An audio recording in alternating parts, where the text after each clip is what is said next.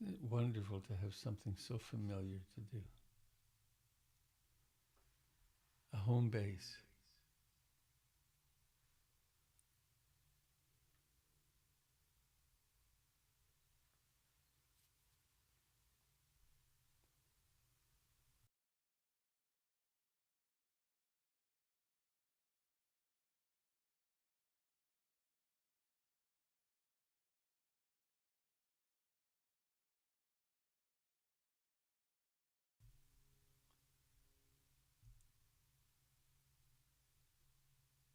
Except to be aware.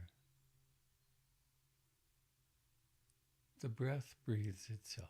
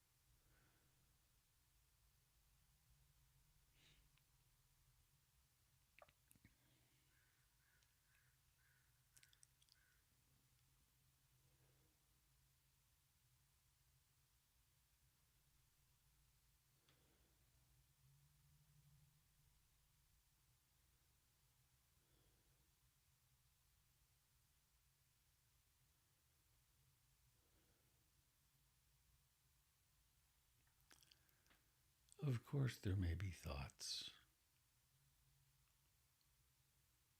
There might be a stream of thoughts and restlessness and agitation.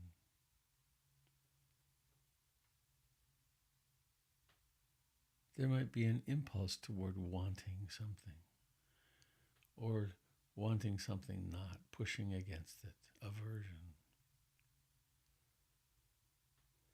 There might be profound equanimity. There might be tranquility.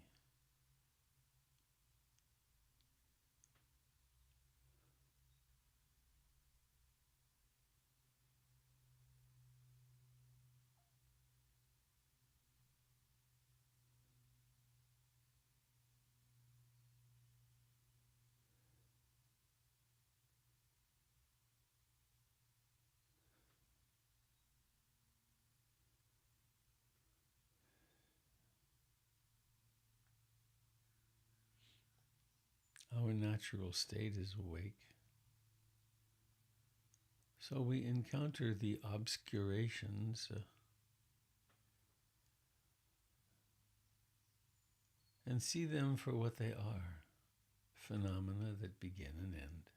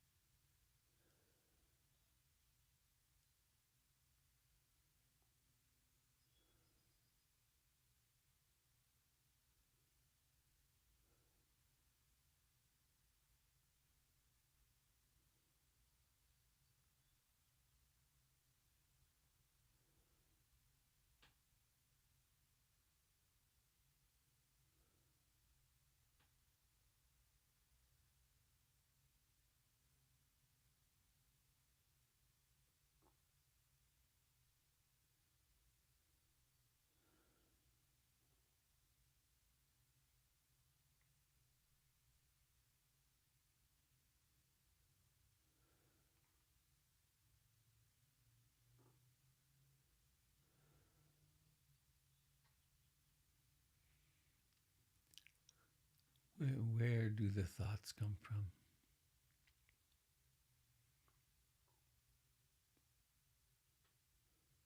Is there someone who thinks them, or are they really like clouds?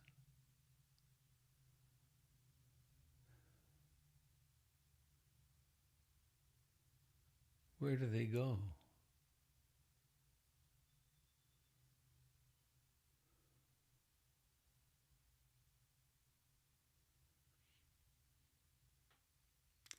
Do the thoughts speak of impermanence?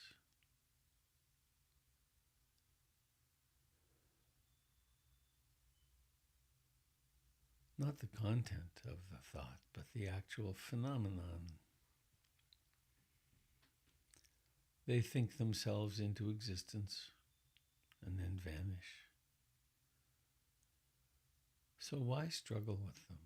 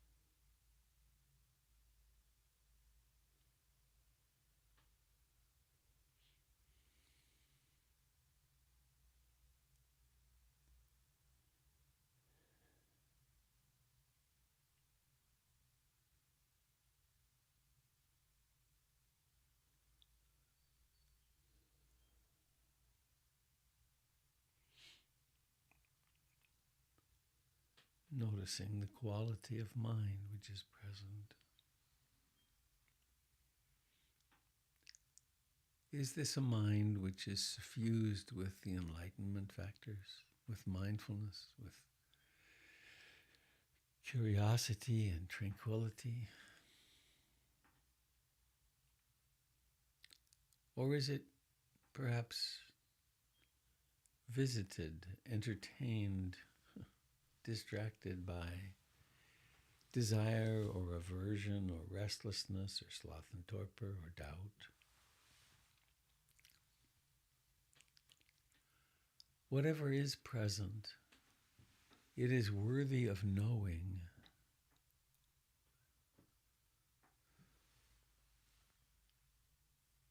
Worthy of knowing. Worthy of seeing in its impermanent and impersonal nature.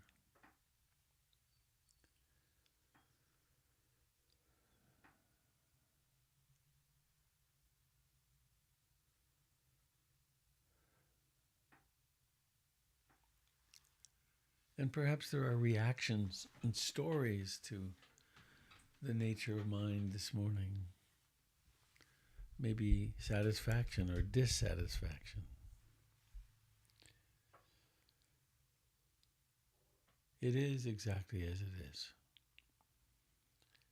And so with mindfulness, we are present, accepting, curious.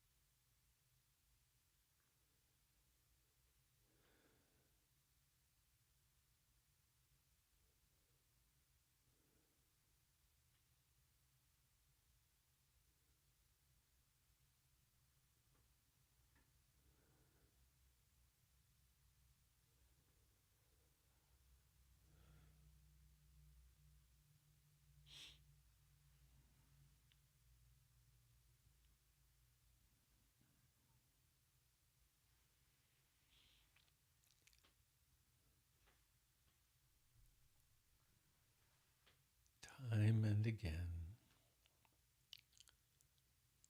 awareness recognizes that there's been wandering. Some trance state or another. Planning this, remembering that, worrying about this.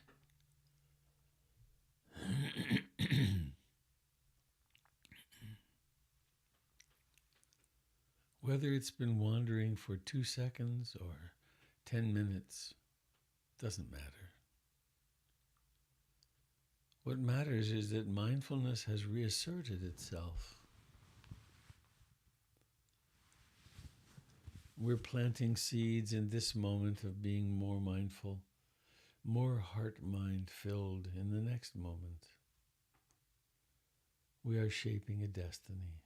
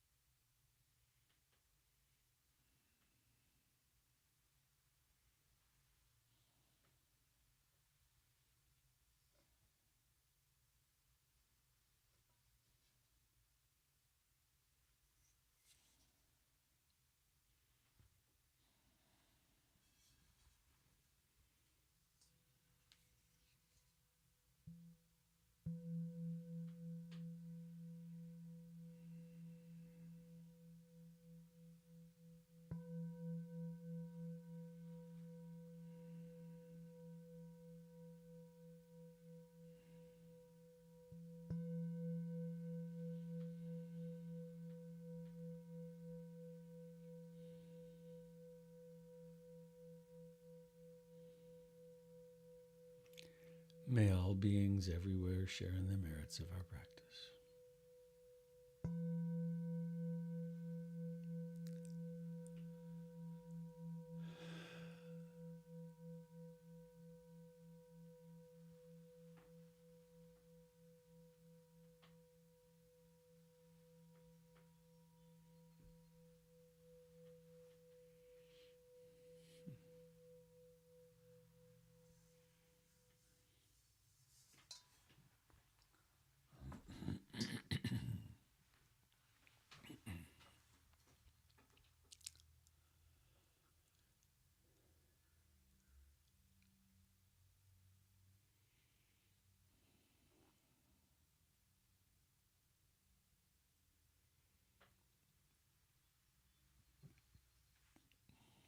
I'm going to speak very briefly this morning about an educational moment. Yesterday was actually about an hour. I had a couple of packages I needed to send to Canada, so I went to the post office.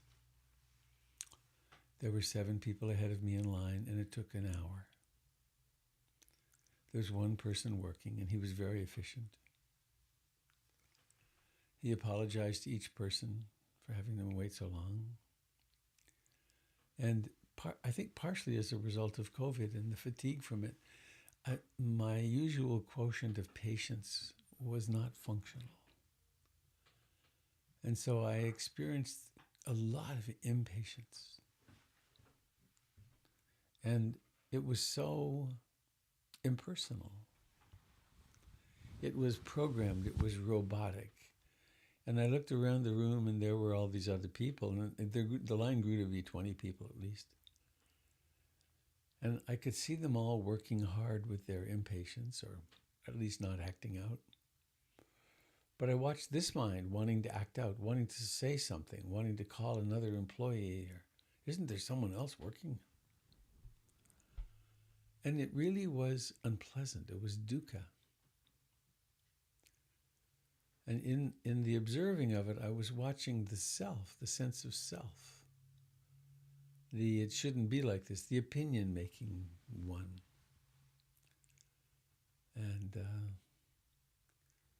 I was struck by the degree of discomfort there was in such a simple thing.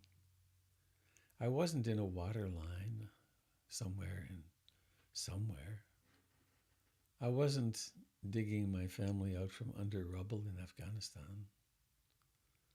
I wasn't waiting in the ICU somewhere. I didn't even have much pressure on my afternoon. But the self, wanting things to be different, was so potent. And I leave tomorrow midday to teach at Brighton Bush for 5 days. And I was thinking, well, I'm going to be in great shape for that. Because that's the issue, isn't it? It's this Sakya Diti, this wrong view, this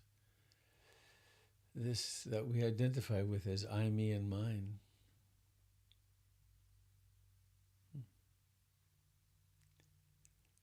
So that's what I wanted to say this morning. And then it was over, and then I went and did something else. The same self was along with it, though, watching it do its thing. I will be here tomorrow morning and then gone, and Sunday, Trina Truong will be in the teaching seat at PIMC. I'll be back on Thursday morning next week, and the other teachers will fill in. We'll come and be the Dharma speaking with Jim at the helm here. Thanks for being here again this morning, Jim. You're like the sunrise. Dependable as the sunrise. That's a stretch, but I'm glad to be here.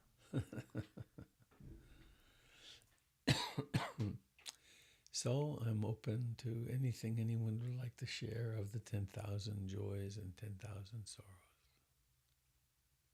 Hello, Joe.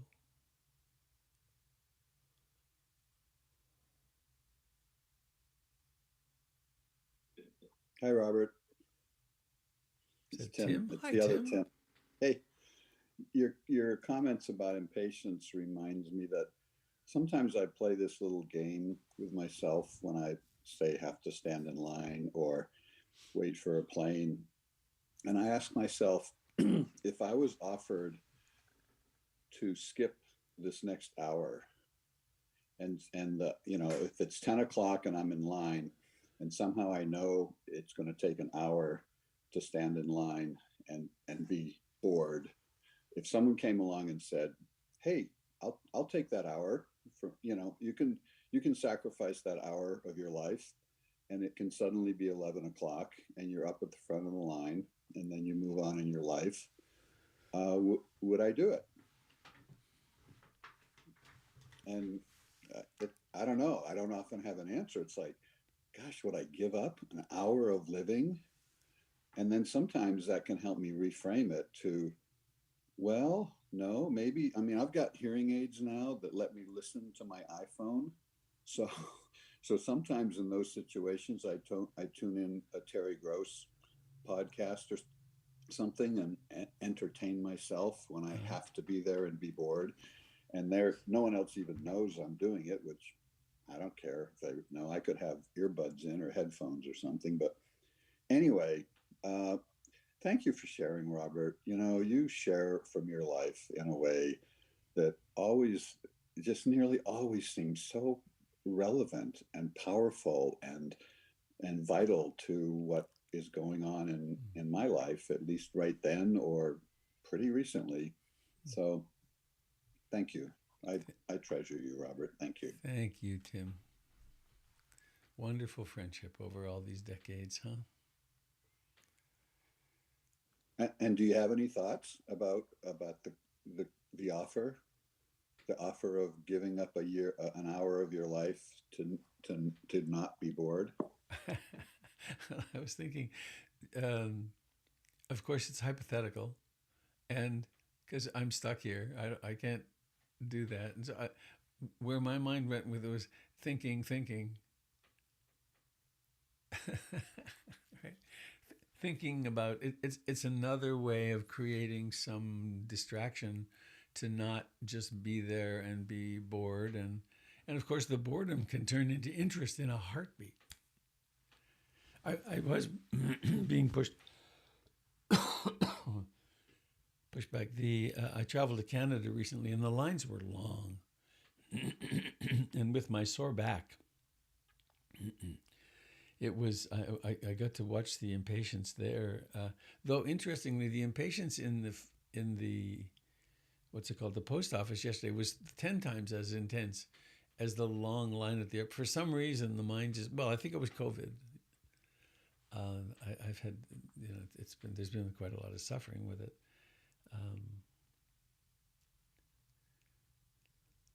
but it is an interesting hypothesis. Not that I have the choice, but there are times when some really crappy stuff is going down, and wouldn't it be nice to just be unconscious or have it pass? And of course, I've tried all kinds of ways of going unconscious. Um, Terry Gross is a nice wandering mind of all the options. And music, like for me on an airplane, music is my go-to. Uh, It's like, wow, I get to spend 2 hours with nothing to do but listen to my some of my favorite, and I make up mixtapes, so called, of my favorite stuff. So it's like I get to listen to Dark Side of the Moon from beginning to end by Pink Whoa, Floyd. What a gift, right? with good quality Bose noise canceling headphones. And why be upset about this plane ride? That we're not really doing plane rides anymore. But Mhm. anyway, thank you. I just, I just remembered a mixtape you made for me back before I had children. Thank you for that. That's a long time ago. That's 40 years ago. Good God. Robert, it's Pamela.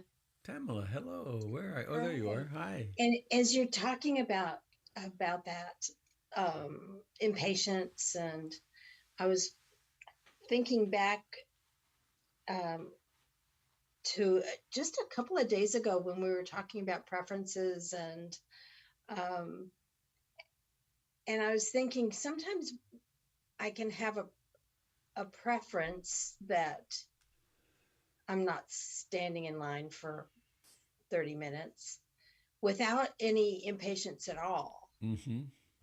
And it doesn't feel like suffering. It doesn't feel like dukkha. It just sort of like, it'd be kind of nice if I could get through this faster, and that's okay. I'll just do something else, entertain myself.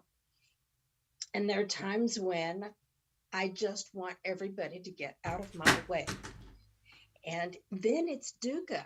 And I just sort of I'm glad you've told that story. I'm with Tim. I appreciate your stories from your life because it resonates for me too. So I was just reflecting again about the difference between dukkha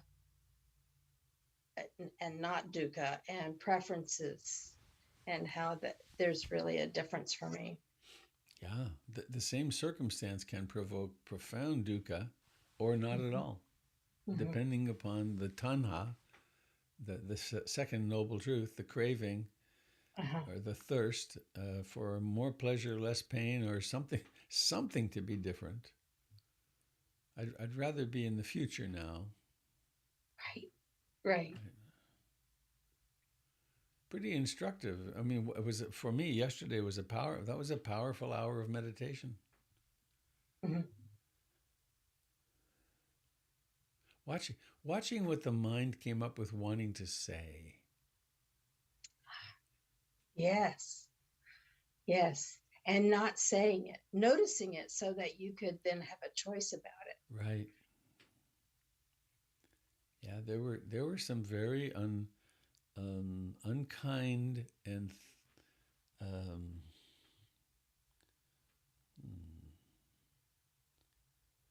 there were some very unkind thoughts that came to mind about the people in line and the fellow serving us, and the fellow serving us was efficient, friendly. He was moving fast. I mean, he was doing really well, but the finding fault with him was quite. Um, I mean, I wasn't surprised. I know that part of myself that comes up. It's so common. Mm-hmm. Yeah. And I think related to that, I was noticing while we were meditating that every time I had a thought about, oh, I should be doing something else, so I've got a list, the length of my arm of things I need to do, my body moves.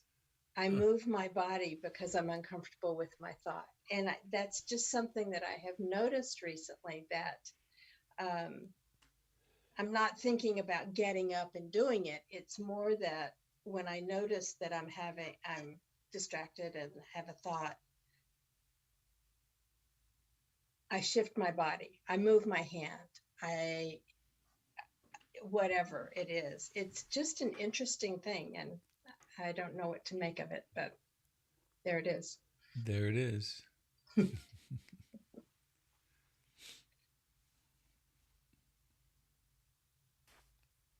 Hi, Robert. I'd like to take this a step further, if you don't mind. It's Dave Mayer. Oh, incidentally, David, responding to your text. Yes. No, I'm very grateful to you that you check on the Facebook feed and all. It's a very helpful, kind service to us. Well, thank you for letting me know. Most of this meditation was dealing with the effluvia of what came up in my head as a result of having spoken up, which was shame. You should be ashamed of yourself. I'm just sick of it, honestly. But it's. I mean, this is exactly, Pamela's comments and coming off of what you said. I'm having difficult conversations with my wife, and her principal complaint about me is that I'm so internal, that I'm not connecting with her. And I can understand her feeling on that. The anxious atmosphere that I live in, my triggered response, if there's a glance or any sense that she's unsatisfied or unhappy, that just, effluvia is a great word. It's just, and Right. suddenly I am consumed. And I know you've commented on stuff like this with Jennifer, but in that moment, I am consumed by all of this stuff. And in my, so I turn toward it. I go to the sensations to keep from living in it or being it. And the worst is the microaggressions, that she will say I have, where she says something and I twitch or I have an eye roll, where I have a spontaneous combustion inside that I don't manage to get ahead of, and so it leaks out. All of these stimuli, as I tried to deal with them by turning toward them and just staying with the sensations,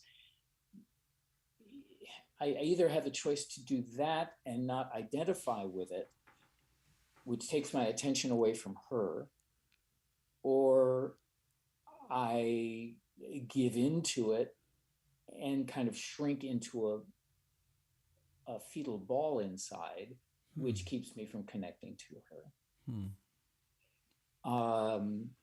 And you've talked about your I can't find the right word that doesn't have some judgment, that just events with Jennifer where you've had anger rise up, or for me it's this terrified infant that occupies my whole life, and to try to occupy the role of the adult, or not the role, but the being, a fully, I don't know. I don't know if I'm explaining this well, because it's so hard to describe, but so often there's just this volcanic eruption that I just have to attend to so I don't become it. And it takes me out of connections with people. And I sort of have the same thing here with the Sangha, where you open your eyes, say, look at all these beautiful people. And I was looking at all these beautiful people through this volcanic eruption that was going on inside, because I spoke up about Facebook.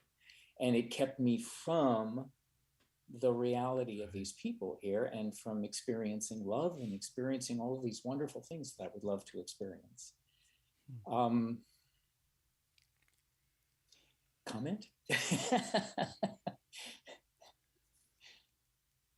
Well, my impulse is that I wish I was with you and I would just wrap you in my arms, actually, and encourage both you and your wife to be very loving of you.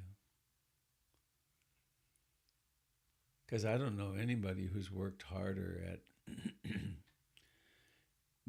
dealing with your demons and being kind. And I mean, you're doing everything you know to do. And so compassion and love seem to be the medicine.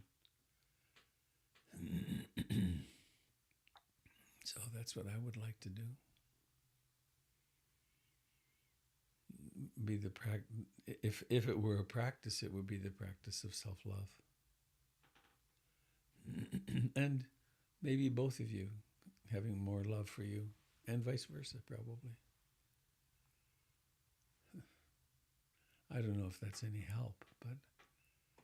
Well, finding the self-love is what I intend, and there are blissful times when I manage to succeed, but it's hard to have it take root, I guess is the best way to put it. Yeah. And I guess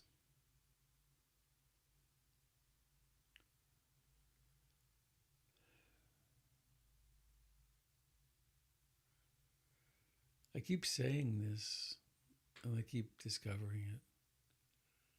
Life is really, really hard. Relationships, long-term relationship, is really hard. And I have fantasies, or there are fantasies, that it really should be different. There should be much more bliss and ease, because I've been meditating for 51 years. But that experience in the post office yesterday was really painful. It was dukkha, and that kind of dukkha. And it's not just because it was just impatience doesn't mean anything. It was a real period of discomfort and dissatisfaction. Fortunately, there was lots of mindfulness with it. But similarly, when you're having these uproars that happen, the shame attacks and so on, there is mindfulness of it. And you have a lot of that capacity. And so resting back into that mindfulness and acceptance, oh, this is the human condition. How many other couples in the world do you suppose are having the same tension? Right? Billions.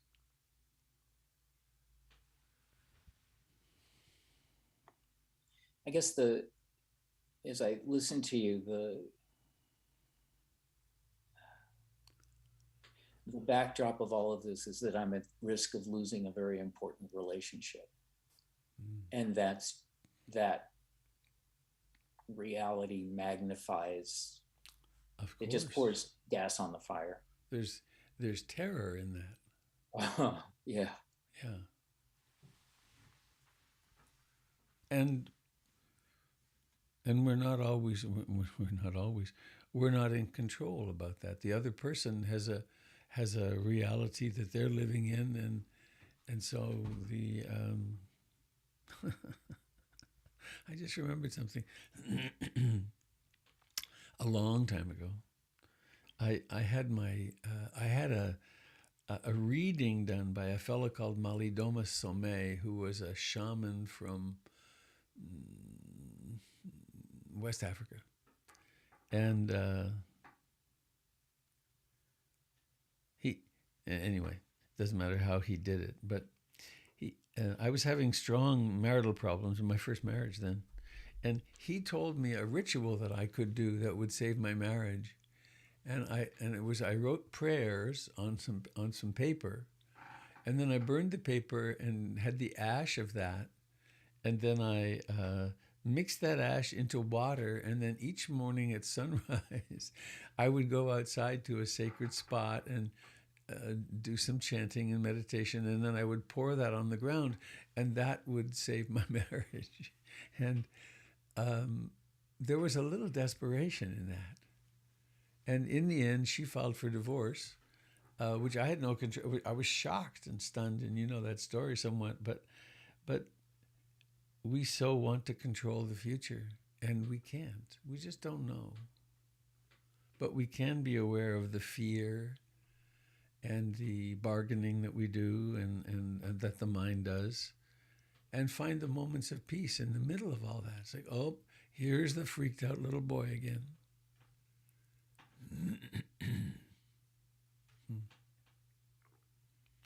So I wish you strength, my friend, and really to acknowledge your goodness.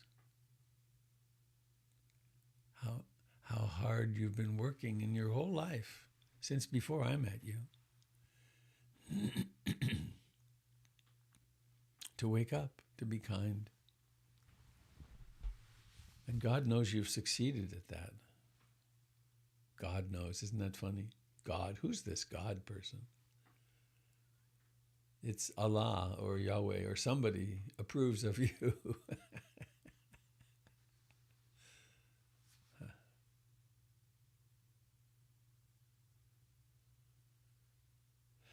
So good luck, my friend. Strength.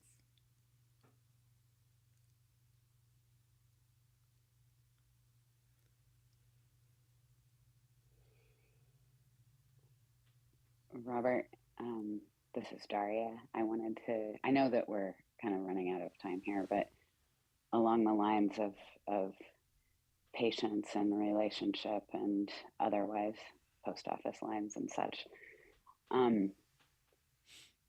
As you know, I had to move my entire household a week ago with like 48-hour notice and immediate moving. So we're now located, interestingly, on Blue Lake, in a house on Blue Lake, which is really beautiful and awesome. And we're feeling very fortunate. But as a backdrop to this, I have been dealing with some betrayal in a relationship, and what I experience as betrayal,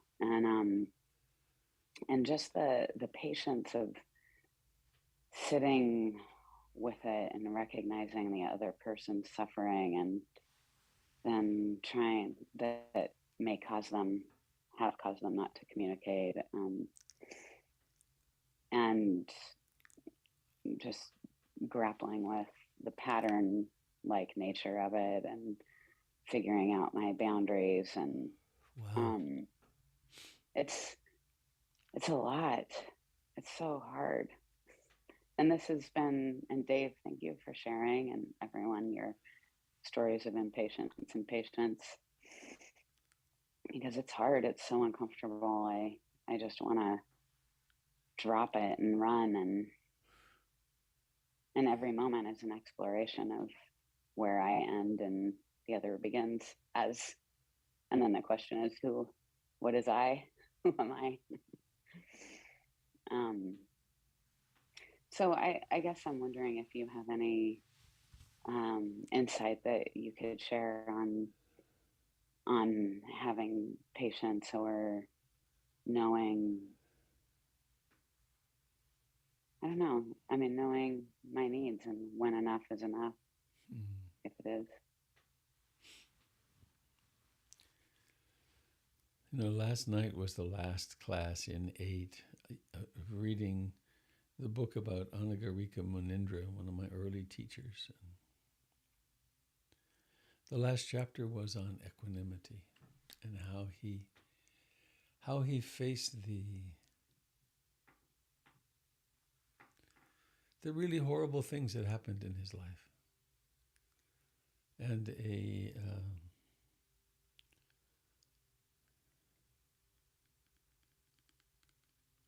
kind of willingness to be with life as it is, knowing how out of control and how impermanent it is.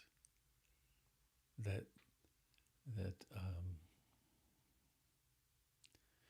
we could do a sort of Buddhist analysis. Well, here you are. You're this old. Your life circumstances are like this. Your life is falling apart in some unexpected ways. And you're having to deal with strong emotions and confusion about your boundaries and all that stuff. And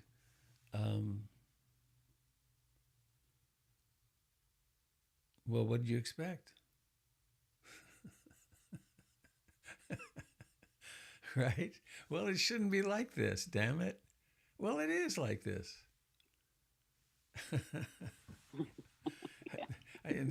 I once had someone summarize to me the entirety of the Buddhist teachings. How do you handle disappointment? Because there's no predicting. We really think, I struggle with this myself still. Good God, I've been meditating for 51 years, on and off, mostly on, and this is happening in my life, and this is the way my mind is reacting to it. Well, yes, in fact, it is like this. So then what do I do in the next moment? Well, I can move into, isn't this unexpected? Right? How do I handle the fact that the rug has been pulled out again? I mean, isn't it supposed to get more stable and more? Isn't life supposed to get easier as we get older and so on? And I don't think it does. Sometimes it does. Is that any help? Yes. Yeah. So it is. Mm-hmm. Yes. Thank you. You know, there's a story from the Pali Canon. I never know quite what to do with some of these, but because they had to do with psychic powers and things. But the Buddha had two henchmen, that's the wrong word, two chief disciples, and they were with him for many years, decades. One was named Moggallana, and the other was Sariputta. And Moggallana was the great master of concentration, second only to the Buddha. And so when people came who were prone to concentration, they would go and study with Moggallana first. And Sariputta was the great master of wisdom, second only to the Buddha. And so Moggallana developed all the jhanas, and he had the power of teleporting himself, of vanishing here and appearing there, whatever one makes of that. So there he was in his old age, and some thugs entered his living space and beat him almost to death. Here is this great saint who has trained thousands of people in meditation, and he's lived an impeccable life for decades, and he gets beaten with, and when they come in, and his psychic powers are gone. He's had them for decades, but they're gone. So he gets beaten within an inch of death, and then the thugs leave, and he materializes himself at the Buddha and says, "What was that?" Taking a liberty with it. And the Buddha said, "Well, even right up to the end, there are old karmas that ripen, and our task is to ride them through with as much equanimity and love and kindness as we can, and be aware of what seeds we plant." So that's a kind of dramatic and so on, but we just don't know what's going to come down the pipe for us. And the practice is, again and again, how will I respond to that? You may have heard me talk about Ajahn Sumedho, one of my great heroes, the elder of the Thai forest tradition, Western. When I asked him a question once in the kitchen at Cloud Mountain, what would you say is the fruit?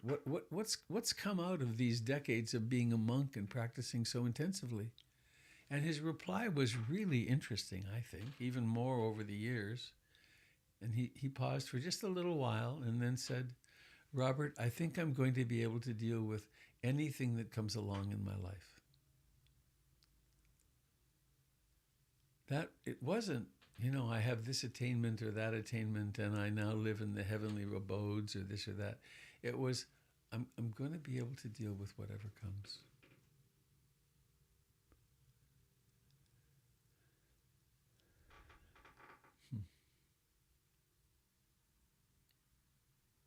I'm glad you found a place to live. Are you actually on Blue Lake? You can see Blue Lake? Yeah, it's really nice because it's still very cool in the water, and there's so much wildlife here. There's some bald eagles that roost on the fir tree over the deck, and there's a dock down below on the water, and it's definitely, I mean, I wouldn't have chosen all the upheaval from the house being flooded, but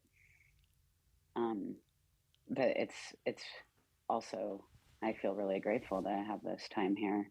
It's really amazing. What extraordinary good fortune to have the wherewithal to go to a place, and the fact that there's a place. Yeah, the insurance company found it. Right. It's the only place in Portland. So, we're feeling very, very fortunate on in a lot of ways. This is not the experience of thousands of Afghanis. I traveled through the region of Afghanistan where that earthquake was yesterday. Oh, and it's funny. It always makes it more personal to me, right? It's like those mud houses that they live in, poof, down. So enjoy the lake. Thank you. Well, 8:15. I must go soon. Anybody? This is having wonderful discussions these mornings. Anybody else have anything you'd like to share? Robert, I'll just share this.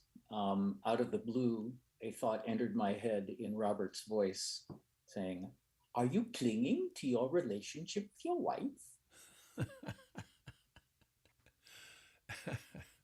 Robert's hokey manifestation of Goenka's voice 50 years ago, right? Yeah, are you? Do you think that relationship is where you can take refuge? Good luck.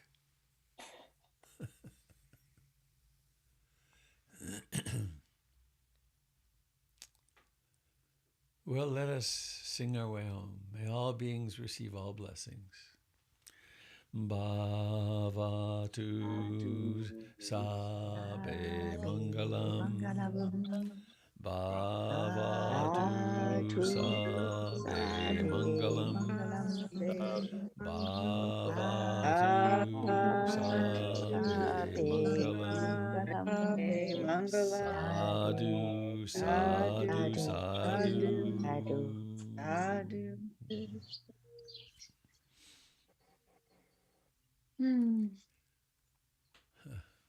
Goodbye, dear Bye, everyone. friends. Thank you. Bye. Thank you, Have dear a Robert. Thank fine you, day Sangha. of riding the waves Bye. of Thank dukkha. you. Thank you. Be Bye-bye. well.